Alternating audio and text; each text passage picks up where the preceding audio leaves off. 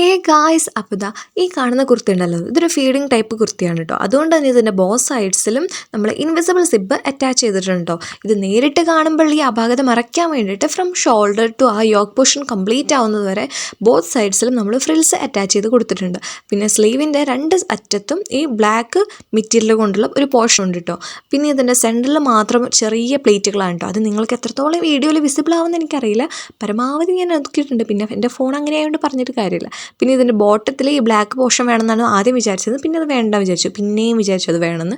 അങ്ങനെ ലാസ്റ്റ് അത് ഫിക്സ് ആക്കിയിട്ടുണ്ട് കേട്ടോ. ഫ്രം ദ സെയിം മെറ്റീരിയൽ ഒരു കുഞ്ഞ് ഫ്രോക്ക് കൂടെ ചെയ്തെടുത്തിട്ടുണ്ട് കേട്ടോ.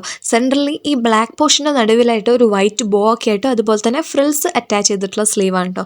നല്ല അടിപൊളിയായിട്ടുണ്ട് കേട്ടോ ഈ കുഞ്ഞ് ഫ്രോക്ക് കാണാൻ വേണ്ടിയിട്ട്. എനിക്കിതിൽ ഏറ്റവും ഇഷ്ടപ്പെട്ടത് ഇതിൻ്റെ ഷോളാണ് കേട്ടോ. അതായത് ഈ കുർത്തിയുടെ ഷോള് ഈ വൈറ്റ് ജോർജറ്റ് മെറ്റീരിയലിൽ ഈ ബ്ലാക്ക് ഒരു കോട്ടൺ ഫാബ്രിക് ആണല്ലോ, അത് 4 സൈഡിലും കവർ ചെയ്ത് സ്റ്റിച്ച് ചെയ്തിട്ടുള്ളതാണ്.